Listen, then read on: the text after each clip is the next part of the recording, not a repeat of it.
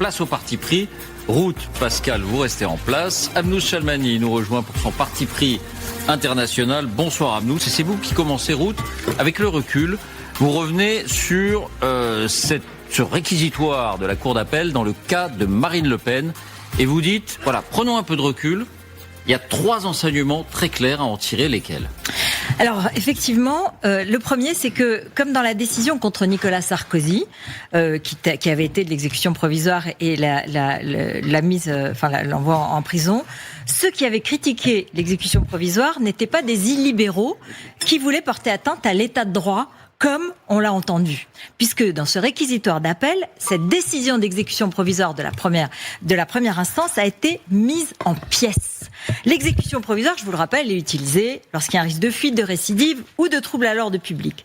Et vous vous en souvenez, les magistrats de première instance pour Marine Le Pen avaient évoqué une forme de variante de ce trouble à l'ordre public en invoquant le trouble à l'ordre démocratique public. Et ils avaient aussi jugé que la défense de Marine Le Pen, qui niait absolument les faits, pouvait conduire à un risque de récidive. 2 arguments entièrement démontés par leurs collègues en appel. Le choix d'une ligne de défense ne saurait constituer un risque de récidive. Traduire un incriminé a le droit, selon le code pénal, de se défendre comme il veut, et notamment celui de ne pas s'incriminer lui-même. Et puis le casier judiciaire de Madame Le Pen ne comportait qu'une ancienne mention, donc le risque de récidive est écarté. Quel est le deuxième enseignement ? Deuxième critique de l'exécution provisoire, l'ordre public n'était pas atteint. Le deuxième enseignement, c'est que le réquisitoire est accablant sur le fond. Ça ne change rien. Vous voyez, on a dit l'exécution provisoire non, mais le fond, oui. Et les magistrats d'appel n'ont pas été convaincus par la ligne de défense choisie. Ils considèrent, et regardez, les phrases les plus fortes. Marine Le Pen a eu un rôle central, elle fixait les règles du fonctionnement interne, elle bénéficie de ce système car ses collaborateurs en profitaient. On ne peut pas être plus clair, ils considèrent qu'il y avait un caractère intentionnel, même professionnel. C'est pour ça qu'ils ont demandé 5 ans d'inéligibilité, qui est la peine maximale, plus 4 ans de prison, dont un ferme sous bracelet. Alors on verra bien si ces arguments du réquisitoire sont entendus par le tribunal. Au printemps, c'est là qu'on en saura plus. En attendant, 3e observation, on peut remarquer que Marine Le Pen a désormais repris sa casquette de politique. Pourquoi ? Marine Le Pen, il faut le dire, et je crois que vous avez eu l'occasion directement d'avoir son sentiment, les conséquences qu'elle en tirait, c'est qu'elle dit, à l'heure actuelle, si ce réquisitoire est suivi, je ne pourrais pas être candidate à la présidentielle, quelles que soient les autres considérations. Effectivement, elle a annoncé qu'elle n'attendrait pas la décision de la Cour de cassation, qui est le dernier recours pour annoncer si elle est candidate et si elle passe le flambeau à Jordan Bardella. Et ce matin, Rémi Hetz, le procureur général auprès de la Cour de cassation, a confirmé que sa cour irait le plus vite possible, et notamment avant le premier tour de la présidentielle. On n'écoutera pas le son, on avance. Mais c'est bien du coup le problème, parce que Marine Le Pen elle-même, elle parle en effet de roulette russe. Et elle dit, si la Cour de cassation rend son arrêt quelques mois seulement après la décision d'appel prévue en mai et en juin, on pourrait arriver aux alentours de janvier 2027, ce qui, si le réquisitoire est suivi, concrètement l'empêcherait de faire campagne. Donc elle ne veut pas prendre ce risque. Voilà, parce qu'il faut créer une association de financement. Parce qu'il faut faire des tracts, parce qu'il faut imprimer des affiches. Et ça, il faut avoir un nom de candidat. Et donc, en mai-juin, dit-elle, en fait, si je décide de passer le flambeau à Jordan Bardella, je ne prive pas mon parti d'une campagne complète et d'une victoire possible. Les sondages donnent, en tout cas au premier tour, une victoire possible de son camp. Et donc, c'est une façon de dire, je privilégie le pays à ma personne. Et de ce fait, elle montrera une forme de désintéressement, une forme de sacrifice qui marquera l'opinion. Et c'est là-dessus que je pose 3 petites questions pour conclure. Est-ce qu'elle ne profitera pas de cette nouvelle aura pour se présenter comme une possible Premier ministre de Jordan Bardella, s'il était victorieux, évidemment. On en est loin, il y a beaucoup de si, vous l'avez compris. Elle a exclu cette hypothèse a priori. Mais bon, moi je me dis, avec l'expérience politique, sous la pression amicale de ses proches, comme on dit, est-ce qu'elle changerait d'avis ?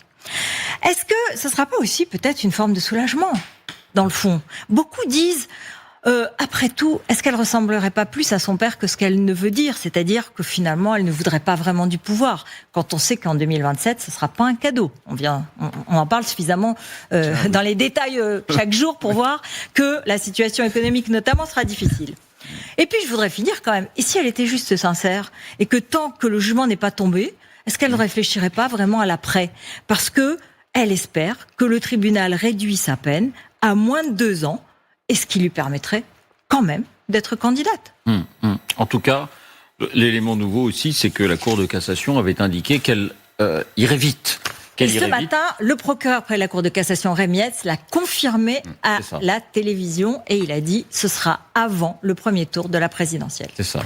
D'où le risque qu'elle prendrait en comptant sur une éventuelle... La roulette russe, c'est son expression. Pascal, votre parti pris économique, on reparle de la responsabilité individuelle, mais celle du consommateur, elle compte elle aussi. Et ce soir, vous nous faites part d'une prise de conscience du consommateur en ce qui concerne la fameuse marque chinoise Shein. De quoi parlez-vous ? La prise de conscience, elle se traduit dans les chiffres. Moins 43% de ventes sur le site Shein en un an. En 12 mois, l'application Joko, c'est la source qui nous donne ces chiffres, les consommateurs français ont déserté Shein. Alors, il y a eu de très nombreux débats autour de l'identité de la plateforme, du bien fondé de l'offre, de l'accès au marché, mais l'espace Shein du dernier étage du BHV, vous savez, qui était l'autre facette de l'offensive générale de ce site, est également un échec. Alors je vais le dire au conditionnel, on me dit que le chiffre d'affaires quotidien au dernier étage du BHV Marais de Shein serait de 2 000 € par jour, ce qui est évidemment absolument ridicule.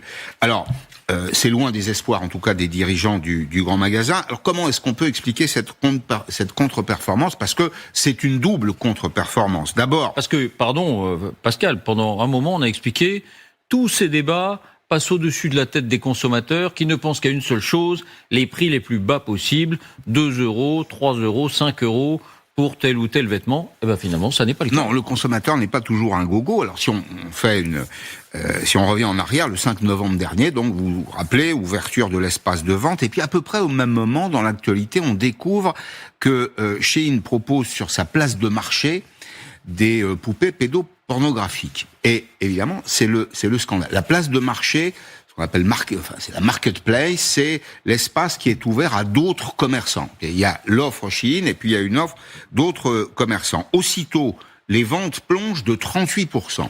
Donc, vous voyez, il y a un effet quasi immédiat.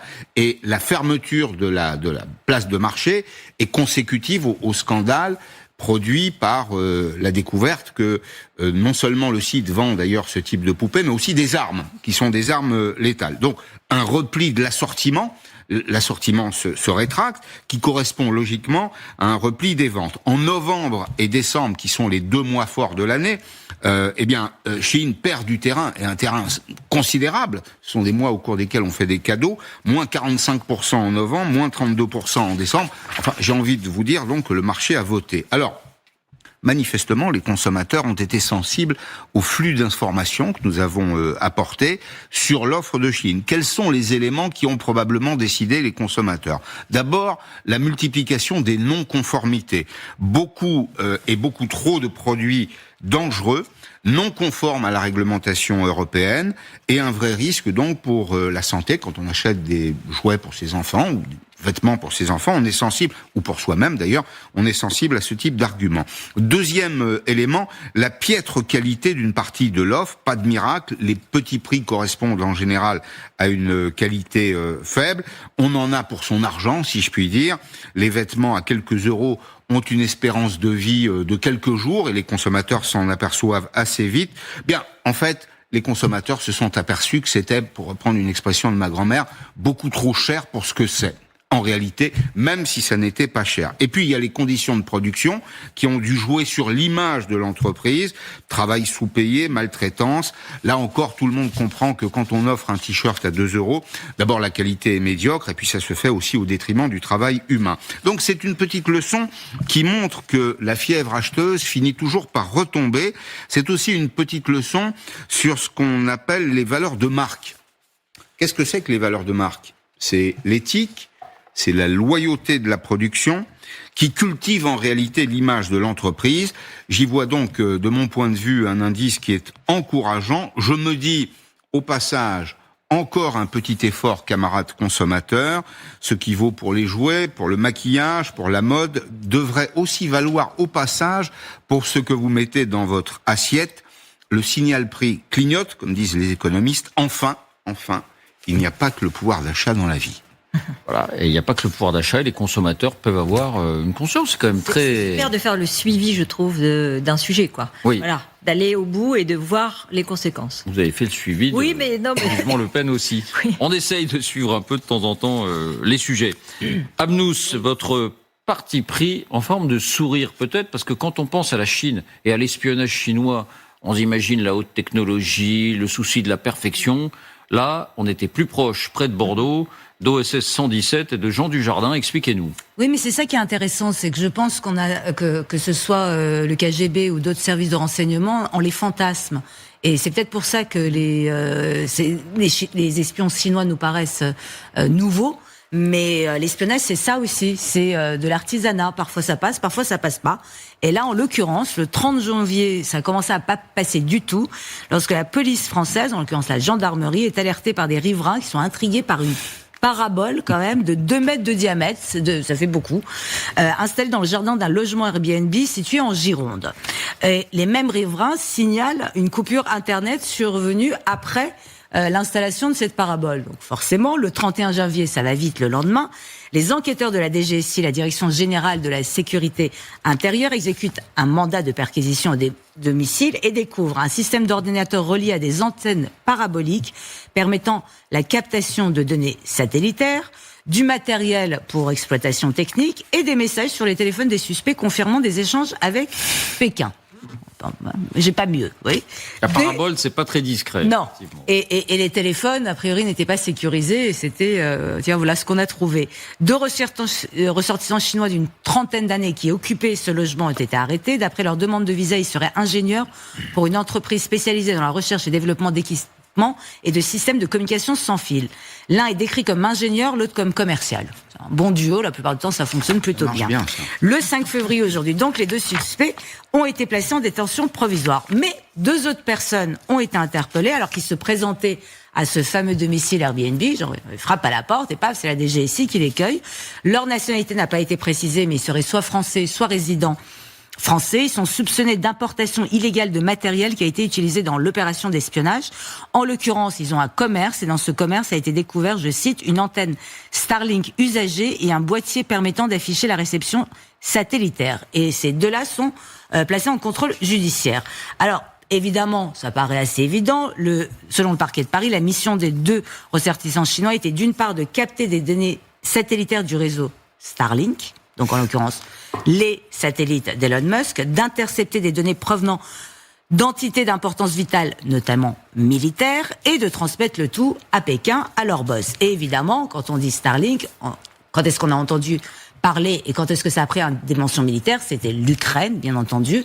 L'Ukraine utilise les satellites Starlink depuis l'invasion russe de février 2022.